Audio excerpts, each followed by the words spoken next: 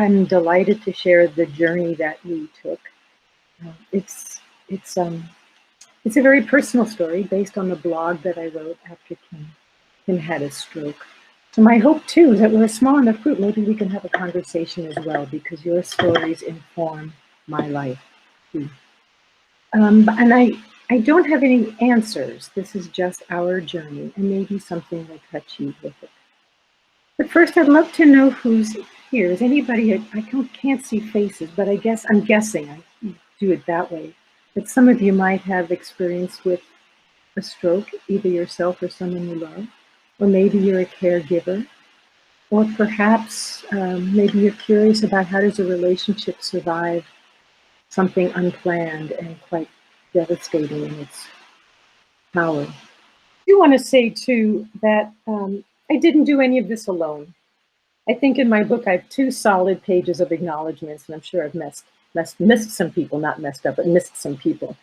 Part of it is that I live in co-housing, and that community has been really invaluable. It's 19 years this week that I've been in this village. And part of it is that we've just been blessed with friends and family, and that kind of support is what helped us make it through. So I wanted to show you a few photos, which I can do because we're online. So Reed, if you would please get us started.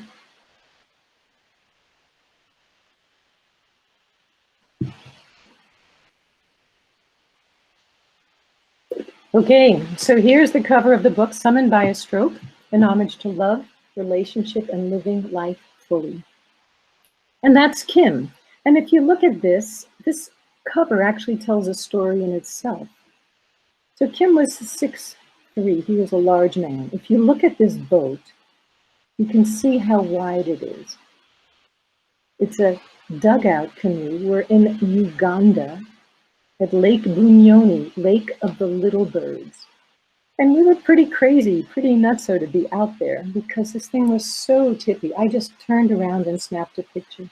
But from the hillsides, we could hear young kids yelling at us, "Hello!" Because who else would be out in a tippy boat in the middle of the lake? So this picture kind of gives me some sense of his adventurous spirit. The next slide, please. So this is 2006 when we met. Next slide. 10 years later, right before we're headed off to a 7-month journey in Africa, we were travelers. So this is 2006. Next slide. And a few months after we came back, Kim had a stroke. So this is maybe 2008. Yes, there is a dent in his head. That was part of what he was living with. Next slide, please. But Kim was a very active, engaged global citizen.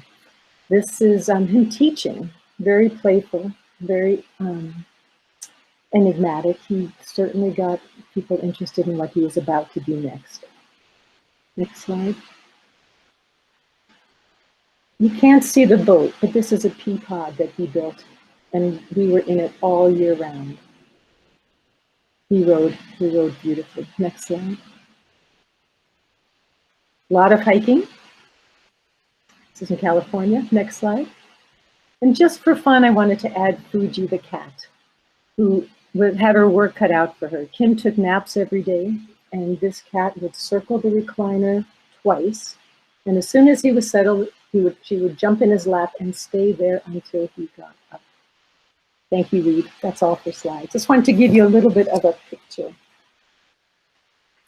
So Kim lived large.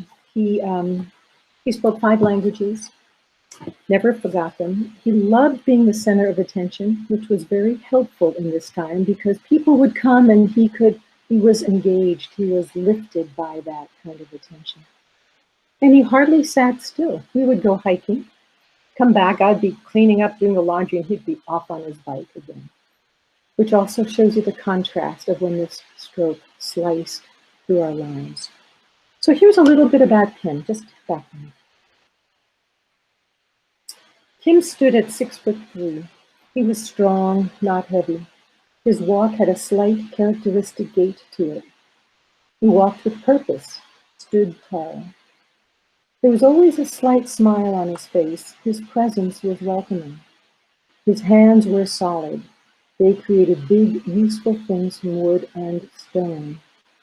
His body loved to move. He hiked, biked, and rode hard. And his eyes.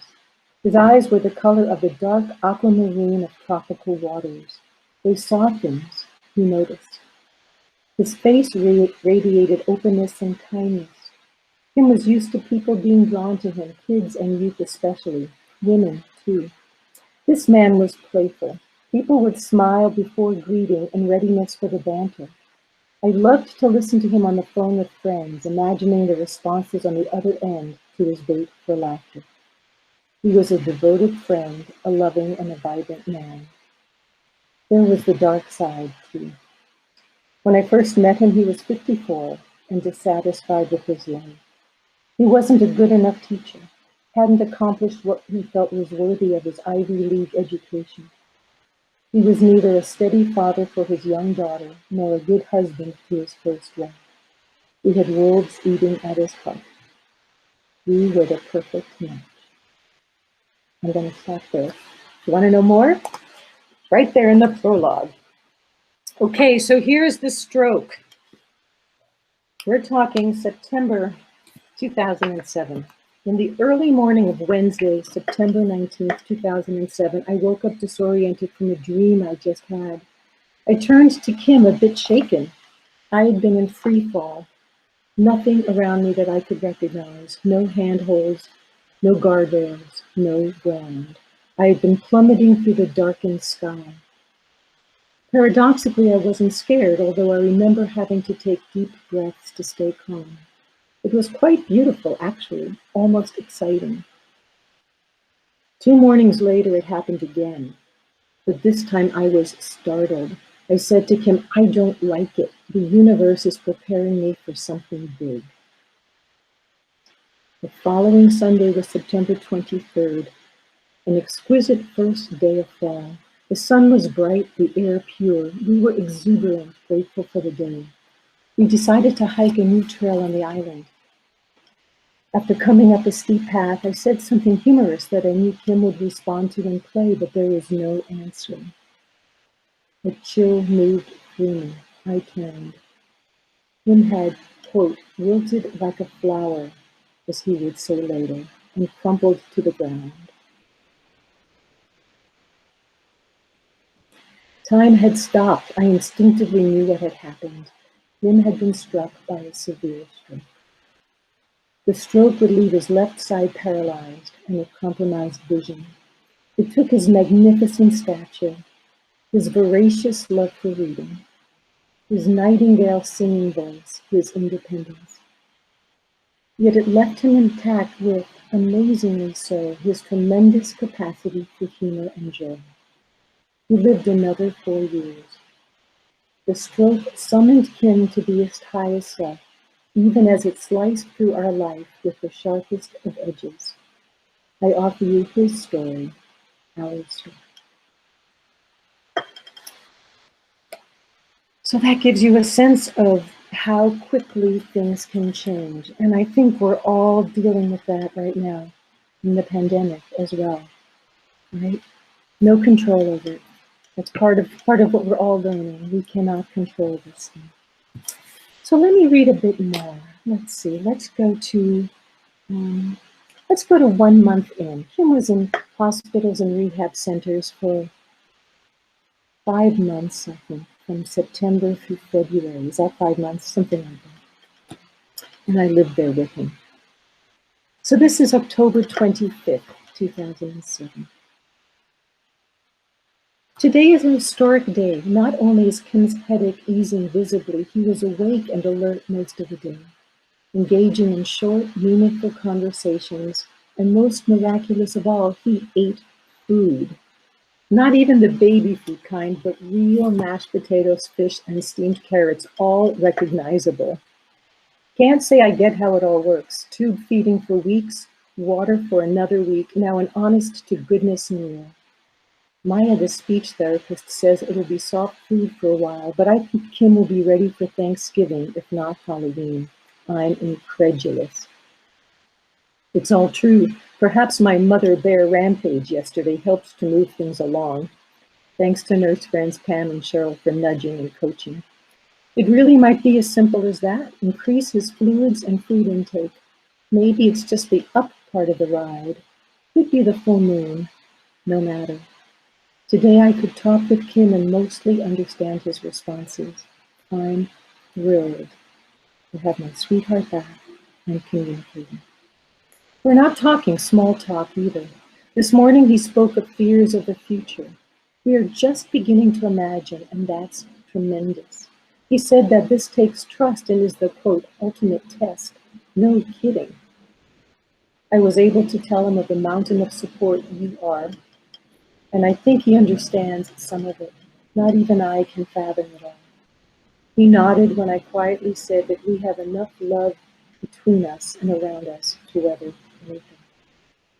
Patient be gone, in rehab we are. Forget the daytime hospital gowns. We're getting dressed and sitting up every day from now on.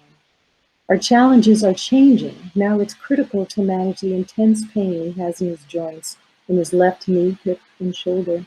Picture arthritis exacerbated by lying in bed for a month without the energy to keep his joints aligned. We also hope to make strides in eating, balancing, and strengthening, to grow comfortable in his wheelchair and to gain weight. It's truly exciting to be here. Yesterday marked 1 month since the stroke. I believe we have both come to accept what is.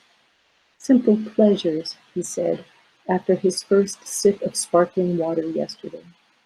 We are beginning to appreciate life in all of its many expressions. We wish you the same.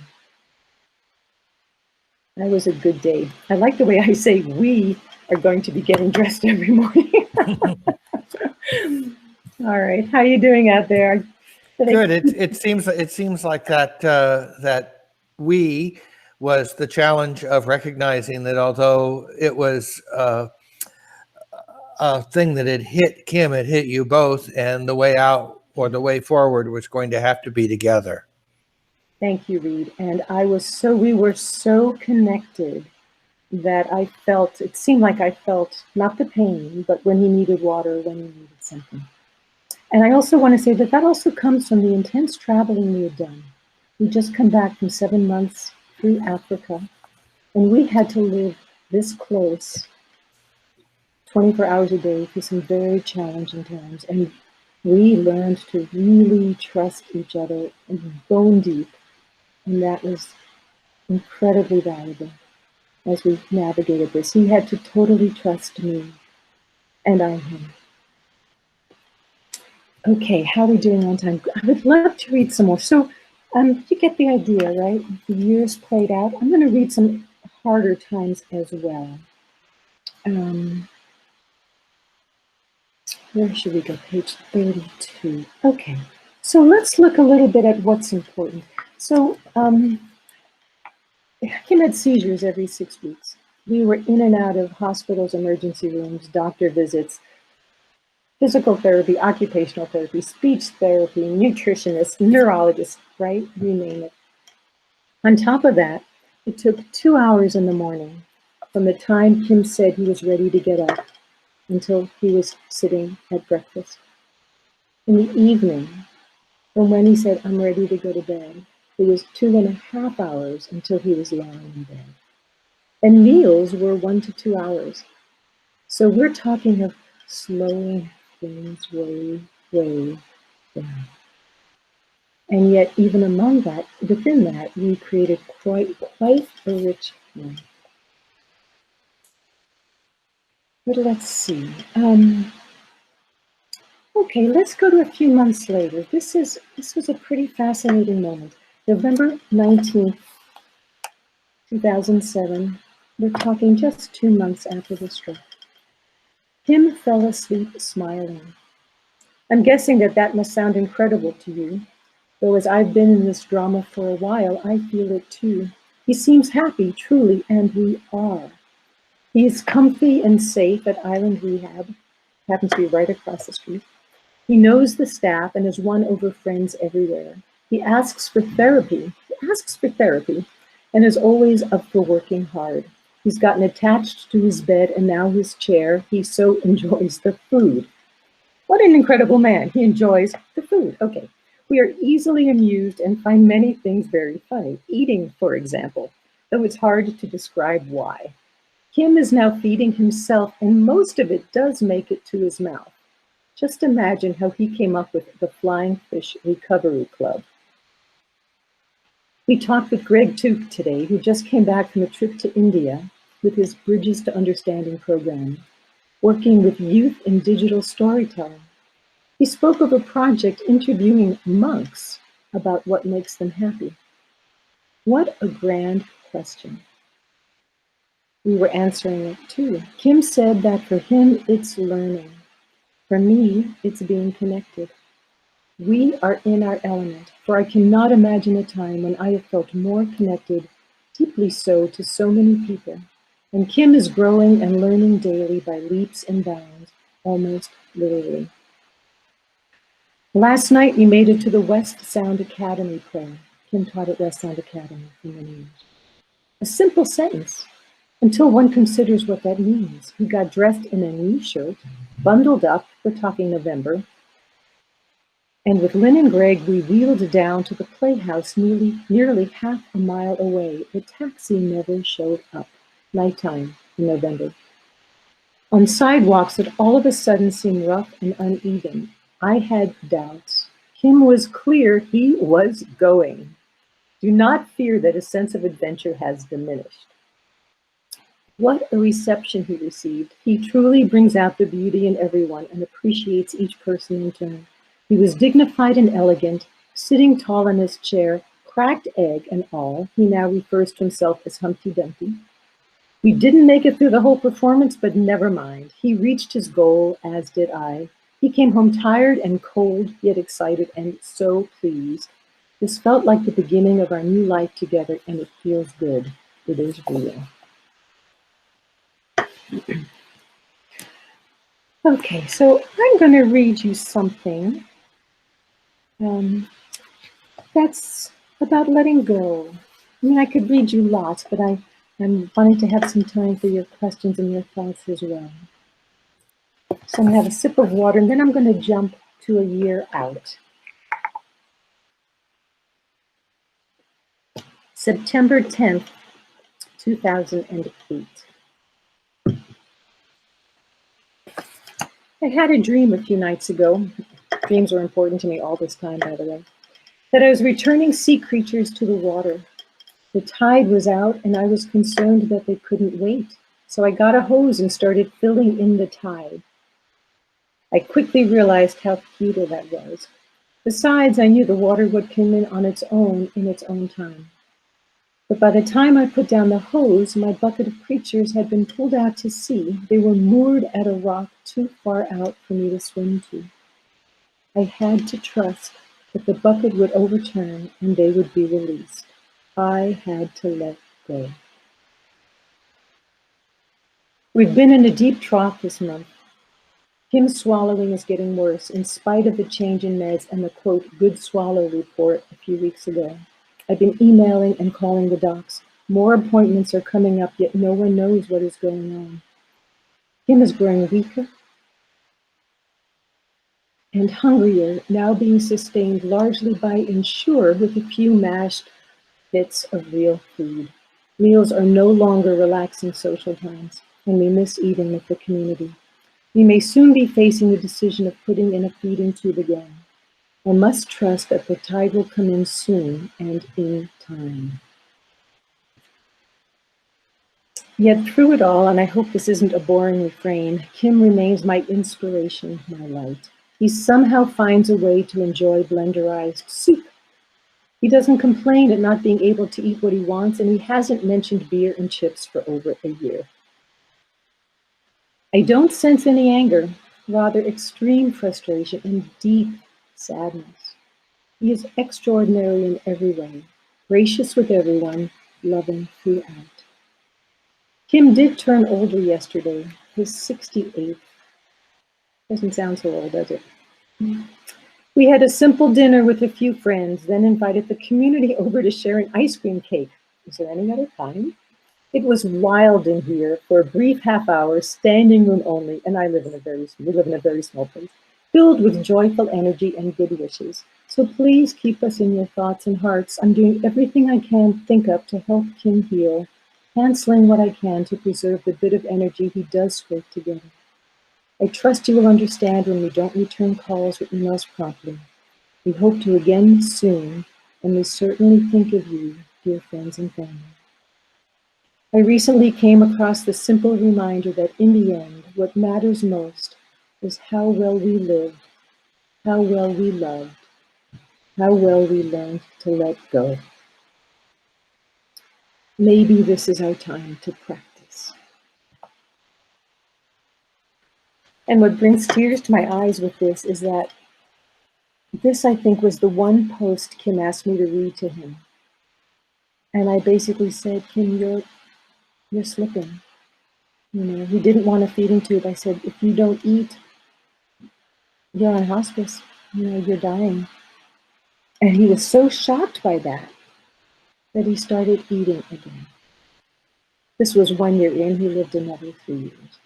But that moment of when I realized that food was not grabbing him, and he could not swallow well. He could not take in any food to watch somebody lose that joy and nourishment was painful. So we had good days and bad days. I tended to write mostly on good days. Of course, right? Don't we all do that? I have a question. Do you mind? Good. I would love questions. And then I have one more thing I will read, but yes, please. Okay. So you are writing quite a bit about Kim's fortitude and sort of humor, and how did he cope with his anger or frustration and the realization that things were never going to be the same? Who knew what they were going to be, but they were not going to be the same. They were never going to be the same. And that's a great question, because we talked about it. I actually read him The Diving Bell and the Butterfly while he was in the hospital, which is about someone being in a full paralysis. So we certainly talked about it. I credit a lot of his strength to his Buddhist practice. He was a practicing Buddhist, and he learned to quiet his mind, to watch the suffering go by, to not grab on it, and to accept it. He had his days, we both did. There are days when just the tears, I think we cried every day. It's not that we didn't, but we didn't try to stop it. We let it run through us.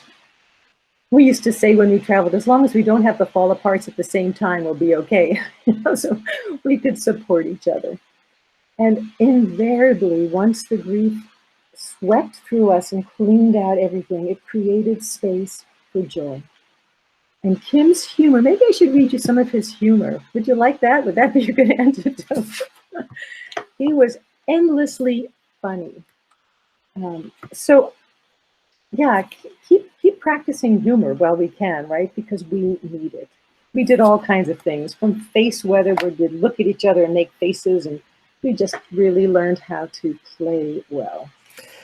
Yes, I do think Buddhism is a powerful tradition or practice. My mother-in-law developed Alzheimer's, and I credit her Buddhist practice with not feeling. I mean, I'm sure she was terrified, but she was able to ride the experience rather than deny it. Mostly. Obviously, it's not. But I think that's that willingness to be present in the present must be a really wonderful skill to develop before you need it. We actually had a Tuesday night Sangha here in our little house, and Jen was part of that.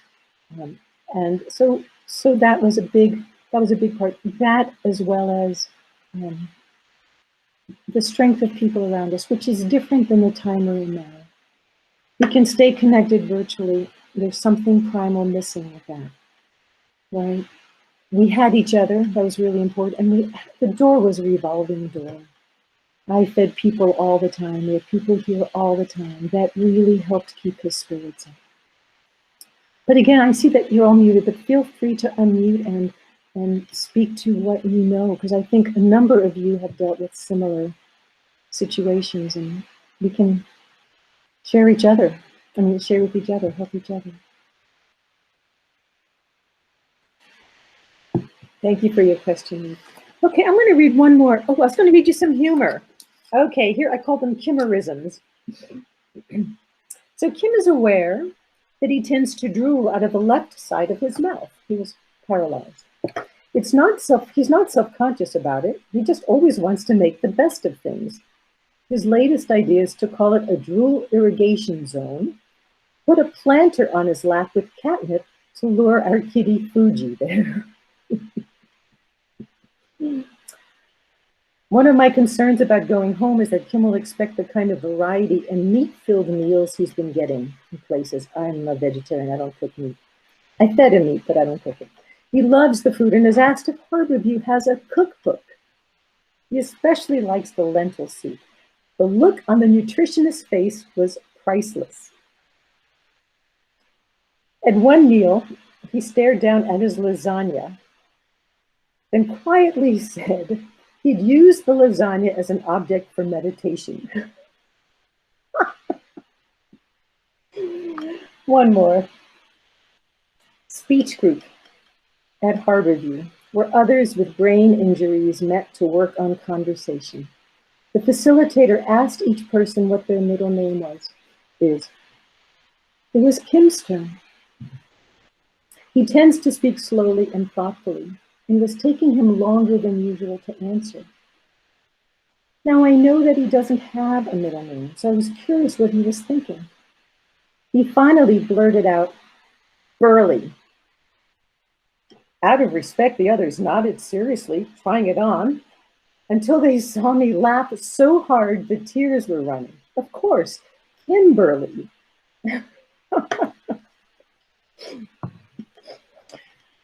Oh my, way smart. All right, how are we doing? Okay, I just want to read you one more because this is very tender. And it also speaks to the stories we create about the times we're in. December 21st, 2008, a year and a quarter since his stroke. Once again, I'm struck by the power we have in choosing the stories we create about our lives. A week ago, Kim and I were sitting in the University of Washington Medical Center eating lunch while waiting for our appointment with Dr. Botox, not his real name. Without warning, Kim burst into tears. My heart broke. When I could understand what grieved him so, he said that he had stepped outside the scene and was watching us, me feeding him yogurt with a plastic spoon at that. He felt so sad that I was, quote, stuck with him. Painful image. After some silence, I said that perhaps another way to see us was to look not at what we were doing, as much as how we were with each other. Tender, loving, kind, playful. Feeding someone is an act of devotion, of nurture. He calmed quickly. Later that night, we dove into the difference between pathetic and loving, how we can focus past what first meets the eye and read what gentleness, patience, and faces reveal. We can choose what we see. It's a happier way to live. Yet it's been a time of major disappointment for Kim. He saw an orthopedic doc this week for the pain in his knees, one he had been to over 3 years ago.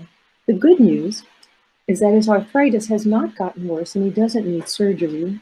The harder news is that the doc told Kim that it doesn't look like he'll walk again, at least not in the near future. Now this is not news to me. I've been watching him like a mother hawk for months, but it is for Kim. In spite of the odds, he has held on to a vision of getting on his bike again, hopping, his word, into his boat, hiking, and more. It appears that he's not heard anyone's voice but that of his Amazonian PT who has been leading him on for months, telling him he will walk. I am deeply sad for Kim and furious at the setup. I'm not sure of the aftermath of this news. Kim's been sleeping a lot. read that might be one answer to his anger. Has had low energy, could be the cold and beautiful white weather, could be the season of darkness and dreaming. I think he is working hard on creating a different story to understand this new world he's in. Yet he rallies for visitors as always and has spurts of excitement, especially when talking to his daughter and his grandson, forgive me. He is ever the learner and has been wanting to learn Portuguese, and so we've started. Actually, we also he did disability awareness classes for third graders. He had West Sound Academy students come over twice a week for about a year and a half to talk about humanities as well as life. We did diversion, which is a restorative justice process that I still run for North Kitsap, where youth who are charged with a crime go in front of a board of volunteers to take responsibility, learn from it, and move on. And Kim was part of that. So there's some very meaningful ways to stay engaged. So please don't feel sorry for us. We don't. We're living out the lives we've been given best we can. Yet, yes, my heart breaks, as Kim's must too, yet I don't believe that any of us merits grace more than another. Fate has a way of handing us what we need in order to become whole, and in a surprising way, I think we are. Perhaps it takes being broken before we can heal. I don't know. What I do know is that I could not have imagined a love this profound and expansive. Bernie sent us a card that quotes Lao Tzu. It says, "To love someone deeply gives you strength. Being loved by somebody deeply gives you courage. Our lives are infinitely rich." And I think I'll stop there. Well, that's a wonderful, wonderful sentiment to stop on. Yes, I mean, may I keep learning that myself. It's a practice, right? Right. So yeah, I just want to invite people again that if you have a comment or a question, all you need to do to unmute is to push the little microphone at the bottom, and I'd love to hear any thoughts you have or reactions to Judy's wonderful sharing of this poignant time. Thank you, Reed. Margaret. Oh, you're muted, Margaret. How interesting. You're not muted, but we don't hear you. Maybe, oh my. Ooh. Technical difficulty. Can you chat it? Yeah, can you type? There's a button in the upper right-hand corner. Jen, can we hear your voice? Who'd you say? Yes, I hear your voice. Good. I don't. I'll turn my volume up, but I hear you. Jennifer, did you have a question or comment? I have lots of comments. Can you hear me? Yes. So I am just so grateful for yet another layer of listening to this story after being part of its unfolding as a friend and lover of Judy and lover of Kim. And those Tuesday nights with the Sangha were so precious. And I was thinking, first feeling and trying to figure out what I was feeling as I listened to you today, Judy, having read the book, having listened to you read from the book before, and of course being intimate as friends are with the story. I was thinking about how much fluidity there is flowing within you and how that was so evident at the time, those 4 years of challenge and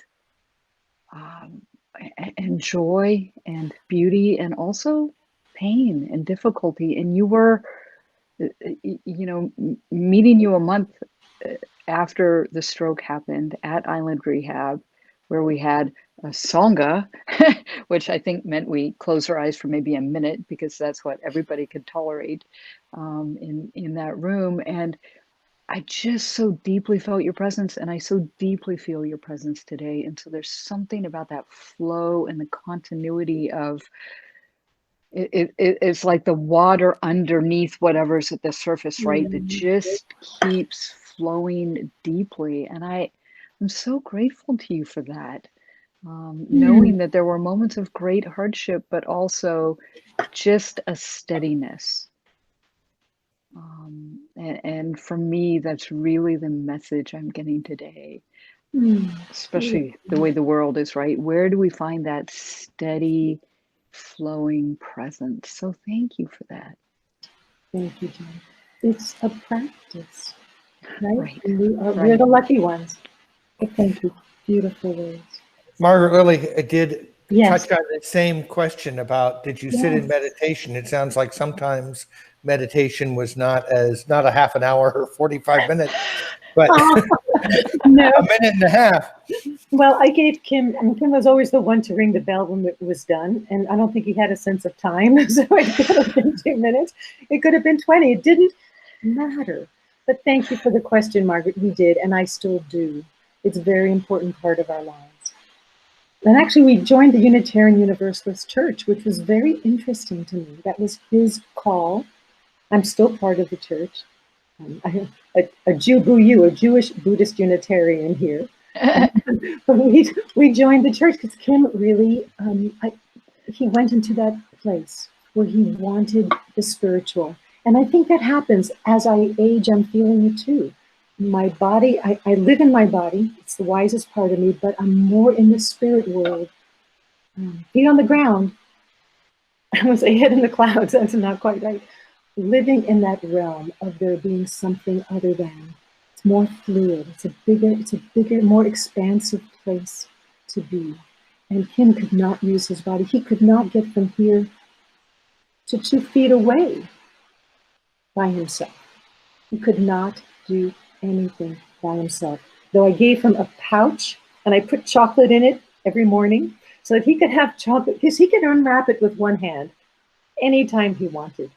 So anything that he could have power over. But we did sit, we did meditate, we read. I read at least an hour every night, and other people came over and read to him.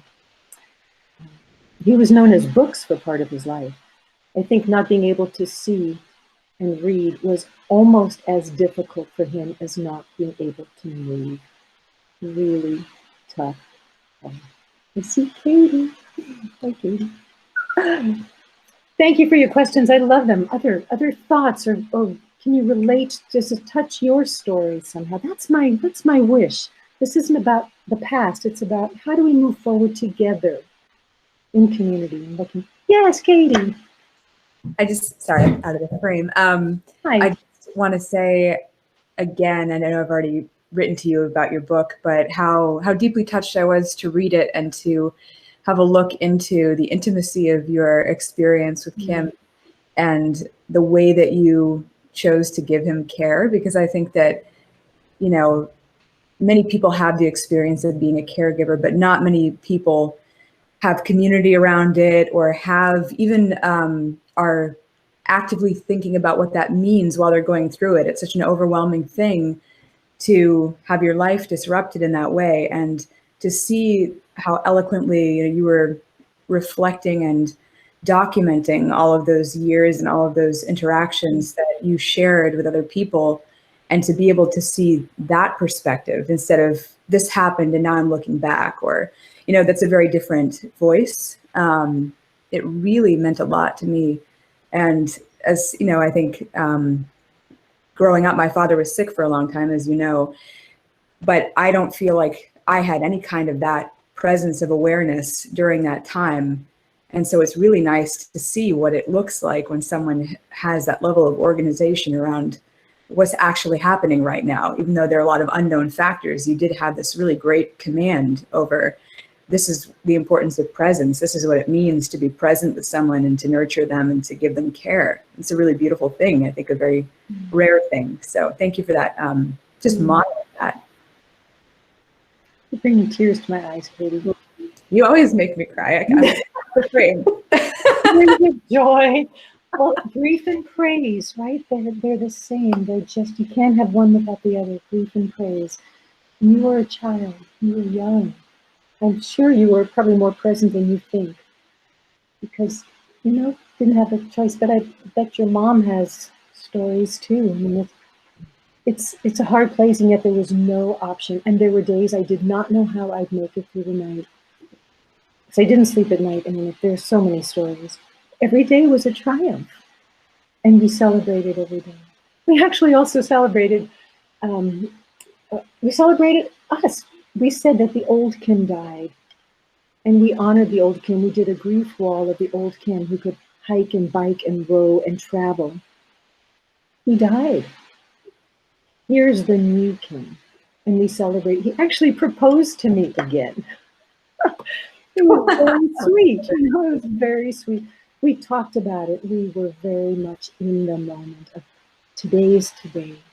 And it's exhausting. I had no time for anything else. And I hope I don't lose all of the lessons. I know I've lost some back in my, quote, normal, but nothing is normal. Right? Very important lessons that hold my feet to the fire, and I'll eventually get it. I'm grateful for the time. Thank you, Katie. Thanks, thank you. Yeah, I think about your transition from that thin space you were just describing, where you were committing yourselves to each other, and then after Kim was gone, moving into a world that had not slowed down in your absence. It might have been a little bit of culture shock there. Oh, thank you for that awareness. Because he also died suddenly. Didn't expect it. It was Halloween night. And he always called out to me at night. I had to sleep. He needed the whole bed. So I slept in the living room on the recliner. And I would hear him calling out to me. I'm like, Judy. And this time it happened enough times that I'm embarrassed to say, I said, Kim, I need to sleep. He said, no. He was in such intense pain, and he handled pain so well that this wasn't ordinary. So I knew enough to get dressed before calling 911 because we were not going to stay at home. That was a Sunday night. It turns out, I'm not going to go through all the details. It turns out he had a gangrenous gallbladder. Okay, so here is where I say, don't worry, because you're only going to worry about the wrong thing. I worried about seizures and head and falling. I never worried about his gallbladder.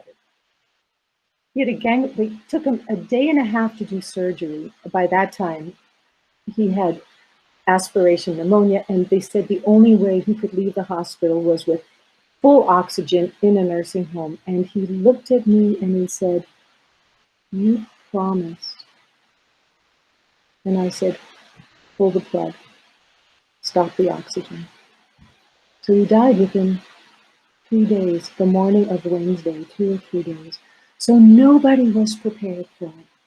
I actually had a dream that mirrored this too, but nobody was prepared for it. I came home and I applaud myself for making it home, but I wasn't by myself. And it took me a year before I caught up on sleep. I had not slept through the night for 4.25 years. And it took me quite a while to build what I called a scaffolding for my new life, because nobody needed me, nobody wanted me. I had nothing to do, nothing. My whole life was Kim. But we do it. We call on our friends. We weep and breathe and then make it through. Take another breath. Nancy, another breath. We need those breaths, those breaths. And we find our way. But I was not who I was. I had to learn again, who am I now? And what I did is I went to music and I started learning harp. And within a year, I was a certified therapeutic musician playing harp for hospice patients. I say we go into the field where we need the most healing. It's been my healing. Threshold Choir, Margaret and Nancy are part of the Threshold Choir. Right now we're suspended, but we shall rise again. We sing to those who are needing comfort. What that does for me, yeah. Right, Margaret? We sang it. Yes, so thank you for that. That liminal space is so uncomfortable. It's so awkward that we have to just breathe with it. I was reading Mark Nepo this morning. I don't know if you know him. He's a poet and a writer. He was talking about how when we are in the water and we fight to not drown, we only get exhausted. But if we relax, we might sink a bit, but we have to let go, and then we feel the water hold us up. And so I'm not a worrier. I have learned, I'm practicing, I haven't learned to let go, because I am buoyed by you, by your faces right now, by the energy around me. And that's the practice, to take those breaths and let us sink into that. We are supported.